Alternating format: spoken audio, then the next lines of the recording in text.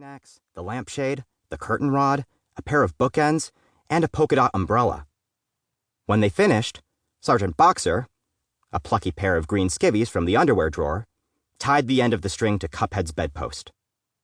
The other end they tied to an electric fan. "Now!" the alarm clock called to the socks. The Argyle twins, Lefty and Roger, plugged in the fan. As the blades spun faster and faster and faster, the string coiled around them like spaghetti on a fork. Then everything started to move.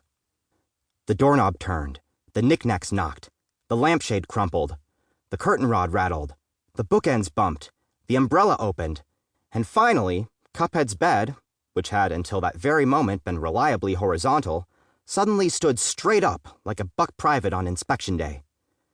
It bolted upright with such speed and fury that Cuphead was catapulted out from under his covers, into the air, and across the room.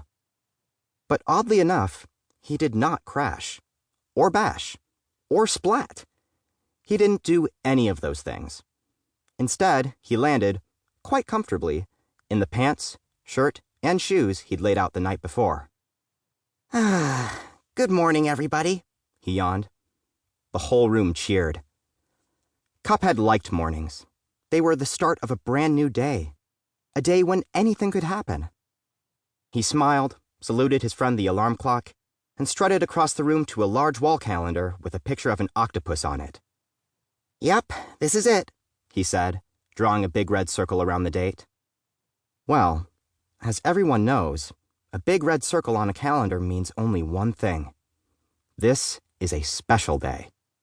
And he was about to write something inside that circle that would have explained just how special this day really was. But he couldn't.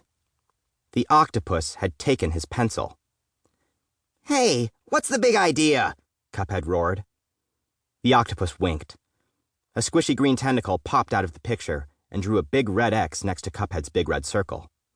Cuphead snatched the pencil and drew a second circle next to the big red X. The octopus drew another X. Cuphead drew another circle. And so it went until one of them had 3 in a row, making him the international tic-tac-toe champion of Cuphead's bedroom. There was a brief award ceremony, followed by the shaking of hands and more hands, because congratulations take a while when one of the players has 8 arms. But finally, they were done, and Cuphead could return to his original task, writing Elder Kettle's birthday in the first red circle on the calendar. Yes, sirree, it was a very special day.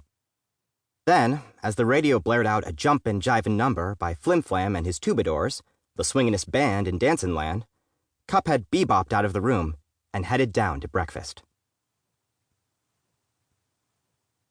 2. Bacon and Eggs.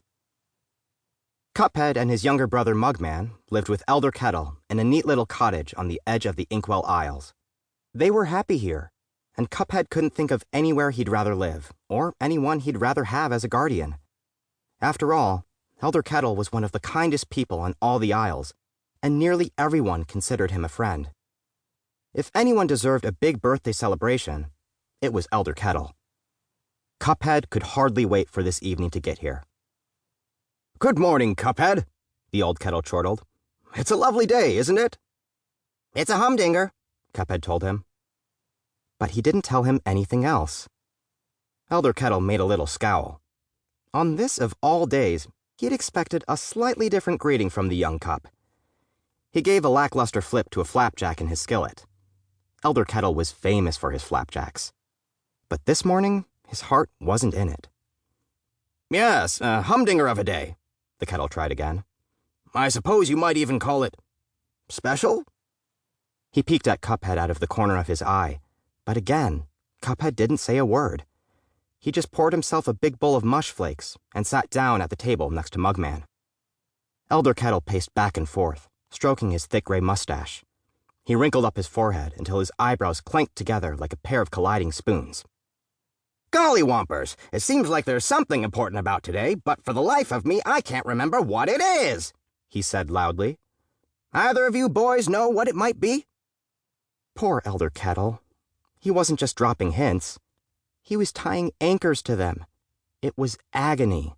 So Cuphead, who was nothing if not compassionate, looked up from his bowl, stared